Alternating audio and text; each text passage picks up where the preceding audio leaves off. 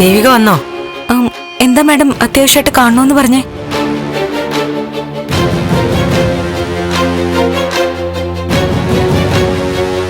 ദേവിക തിരക്കിലായിരുന്നോ? അല്ല മാഡം, പറയേ, എന്താ കാര്യം? നിങ്ങളുടെ കുടുംബകാര്യം തന്നെയാ. മനസ്സിലായില്ല. ഞാനിന്ന് നന്ദനെ കണ്ടിരുന്നു. എന്നിട്ട്? നന്ദൻ ഒരു തീരുമാനത്തിലെത്തിയിരിക്കുക. എന്താ മാഡം? നന്ദൻ പറഞ്ഞത് ഞാൻ പറയാം. ദേവിക രാഷ്ട്രീയത്തിലേക്ക് ഇറങ്ങി. ദേവികയ്ക്ക് സ്വന്തമായിട്ട് തീരുമാനങ്ങളുണ്ട്.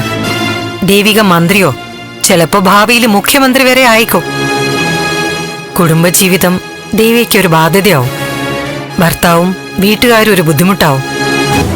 അതുകൊണ്ട് ദേവികയ്ക്ക് വേണ്ടി, ദേവിയുടെ സന്തോഷത്തിന് വേണ്ടി നന്ദൻ ഒരു തീരുമാനം എടുത്തു.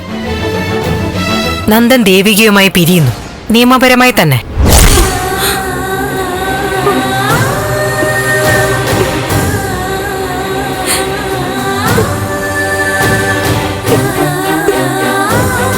ഡിവോഴ്സ് നോട്ടീസ് ഉടനെ തന്നെ അയക്കും. അതിനായിട്ട് കാത്തിരിക്കത്രേ. മാഡം, എന്താ നന്ദു പിരിയുന്നെന്നോ? ഇല്ല മാഡം, കള്ളം പറയാ. ഞങ്ങൾ അകന്ന് നിൽക്കുക, തർക്കവും വാശിയൊക്കെ ഉണ്ടാവുന്നുണ്ട്.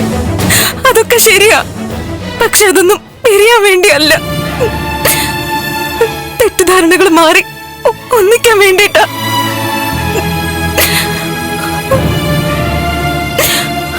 ഋഷി എനിക്ക് സഹോദരനാണെന്നുള്ളത് നന്ദു എന്നെങ്കിലും താനെ മനസ്സിലാക്കുമെന്ന് വിചാരിച്ച ഞാൻ കഴിയുന്ന.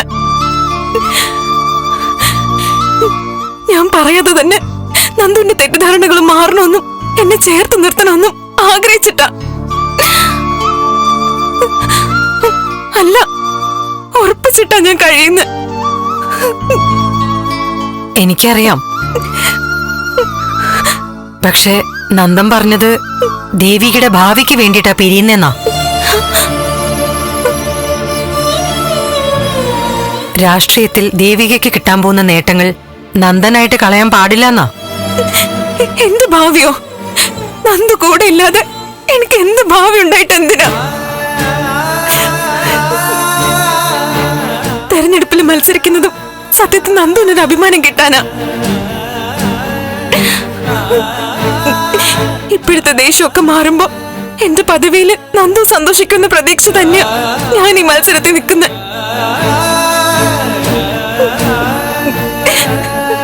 ഞാൻ പൊതുവേദിയിൽ പ്രസംഗിക്കുന്നതൊക്കെ നന്ദു കേൾക്കാനും കൂടി വേണ്ടിയോ?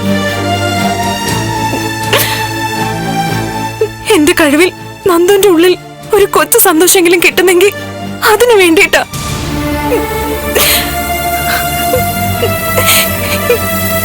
എനിക്കറിയാം നന്ദു അത് കേട്ടിട്ടുണ്ടാവും, സന്തോഷിച്ചിട്ടുണ്ടാവും.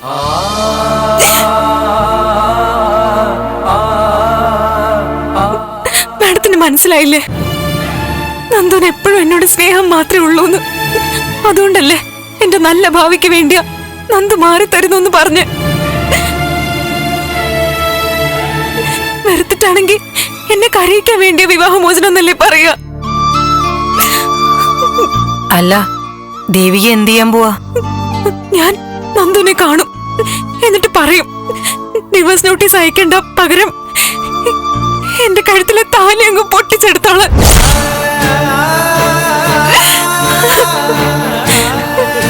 നന്ദുവിന് എന്നോട് എത്ര സ്നേഹമുണ്ടെന്ന് അറിയാം. പൊട്ടിക്കുന്നെങ്കിൽ പൊട്ടിച്ചോട്ടെ, അവിടെ അവസാനിച്ചോളൂ എല്ലാം. ഈ താലി കഴുത്തിൽ എണീച്ച ആള് തന്നെ അഴിച്ചെടുത്തോട്ടെ.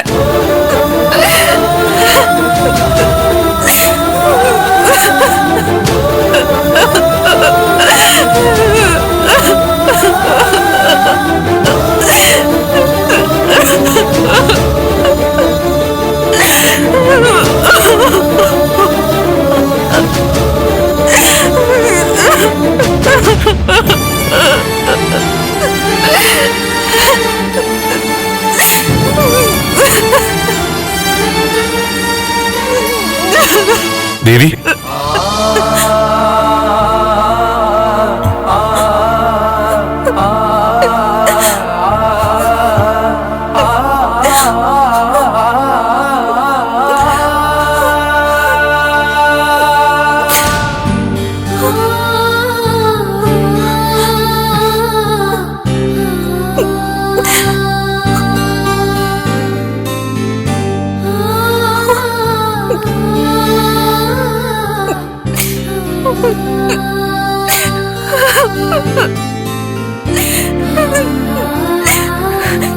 എന്തൊക്കെയായി പറയുന്നത്?